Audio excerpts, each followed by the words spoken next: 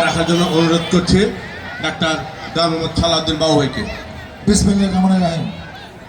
Dosaid college, Dosaid উচ্চ বিদ্যালয় ও দোসাইদ সরকারি প্রাথমিক বিদ্যালয় যৌথ উদ্যোগে আয়োজিত আজকে বার্ষিক ক্রীড়া প্রতিযোগিতা শেষে এই পুরস্কার বিতরণী সাংস্কৃতিক অনুষ্ঠানে সম্মানিত সভাপতি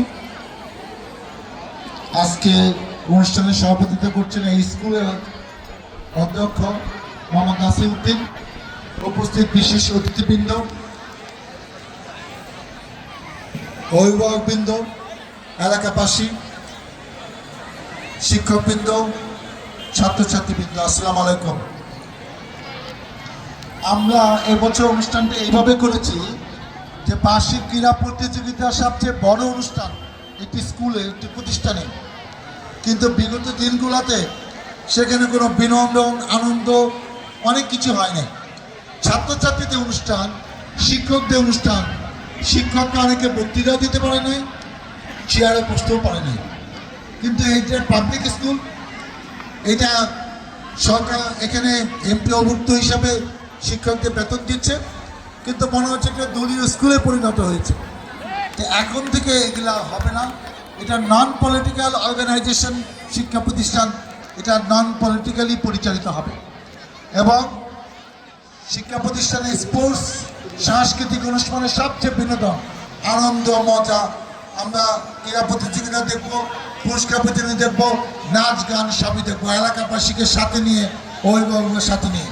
এবং সাভারে পর্যন্ত আমি 16টি স্কুলে গিয়েছি প্রধান অতিথি হিসেবে, সব জায়গায় একই কাজ করেছি। সাংস্কৃতিক চর্চা একটি বিকাশ হওয়া দরকার। অতীতে যারা আজকে যে সন্তান তুলিত ছেলে মেয়েরা যেভাবে নাচলো, আমি খুব অবাক হয়েছি যে এবছর হয়তো 15টি নাচ হয়েছে, আগামী বছর 40টি নাচের জন্য তারা প্রস্তুতি নেবে এবং আমরা হয়তো সকাল থেকেই অনুষ্ঠান শুরু করবো, সকাল 10টা থেকে। সমস্যা নাই, এলাকাবাসী যেটা চায়, ছাত্রছাত্রীরা যেটা পছন্দ করে, এখন থেকে শিক্ষা প্রতিষ্ঠান সেইভাবে পরিচালিত হবে। অভিভাবকদের প্রত্যাশা নিয়ে আমরা চলব। অতএব আপনারা নিশ্চিত থাকেন এবং এই স্কুলে কিছু করার জন্য আমি সভাপতির দায়িত্ব নিয়েছি। এই স্কুল এবং কলেজের সভাপতি আগেও আমি ছিলাম এবং আমার একটা বিশেষ উদ্দেশ্য আছে। এই স্কুলে কিছু জমি নাকি ব্যাহত হয়ে গেছে, 128%, 53%, 32%। আমি আমার দলীয় নেতৃবৃন্দের দায়িত্ব দিলাম। আমি এইসব শব্দ বুঝি না, ব্যাহাত কি, যারা ব্যাহাত করেছে তারা কোথায় চলে গেছে তাদের কোনো খবর নাই। ভালোই ভালো জমিগুলো ছেড়ে দেন, না হলে এলাকাও থাকতে পারবেন না এবং জমি। আমি আমার দলীয় নেতাকে নির্দেশ দিলাম, কাল পরশুর মধ্যে সাপ চকিল যেগুলি স্কুলের নামে আওয়ামী লীগের নেতাকে দখল করেছে, এটা স্কুলের জমি, সবাই জানে। 50 বছর আগে স্কুলে সবচেয়ে সাভার থানায় এটি 1944 সালে প্রতিষ্ঠা হয়েছে, 97 সালে কলেজ হয়েছে। জনগণের সম্পত্তি, কেউ না ক্ষমতা নাই, যারা নিচ্ছে তারা তো সব পলাইছে। এখন স্কুলের জমিতে অটোমেটিক স্কুল হবে।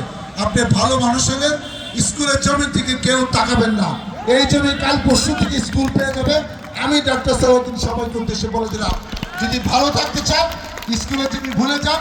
কয়টা টাকা যেটা অবৈধভাবে চাঁদাবাজি করে কামাইছেন, হয়তো 10, 20, 30, 40, 50, 1 কোটি টাকা গেছে গেছে। আপনার নেতারা দিচ্ছেন, খুশি হয়ে সমস্যা কি? স্কুলের জমি বিক্রি করা, যে সম্পত্তি লিজের সম্পত্তি, এনিমি প্রপার্টি, এই সম্পত্তি বিক্রি হয় না। আমি জমি জমা ভালোই বুঝি, কারণ আমার আব্বার স্বাধীনতা আগে অল্প কিছু জমি ছিল, 1400 বিঘা জমি ছিল। অতএব SA, RS পড়সা কি, BS পড়সা কি, কোনটা মিউট্রিশন, কোনটা কি, এটা আমার চেয়ে ভালো কেউ জানেন না আপনারা, কারণ আমার সম্পত্তি আমি ডিল করি। অতএব এইসব জমি আর কেউ যেন নষ্ট না করে। এবং আমি অধ্যক্ষ মহোদয়কে বলবো, সমস্ত তালিকা করেন যেগুলা এই 15 বছরে ব্যাহত হয়েছে, আমরা আমাদের দিনে চোখ করে নিয়ে নেব। তোমার টাকা আছে, তুমি না বুঝা ভুল করে কিনছো, কিন্তু স্কুলের জমি নেওয়ার ক্ষমতা কারো নাই, কেউ নিতে পারবে না। ইনশাল্লাহ আপনারা ভালো থাকেন, সুস্থ থাকেন। আমরা যেন স্কুলের জন্য, এলাকার জন্য, মানুষের জন্য কিছু করতে পারি। মহান আল্লাহ তাআলা আমাদের জন্য সেই তৌফিক দেয়। আল্লাহ হাফেজ। বাংলাদেশ জিন্দাবাদ।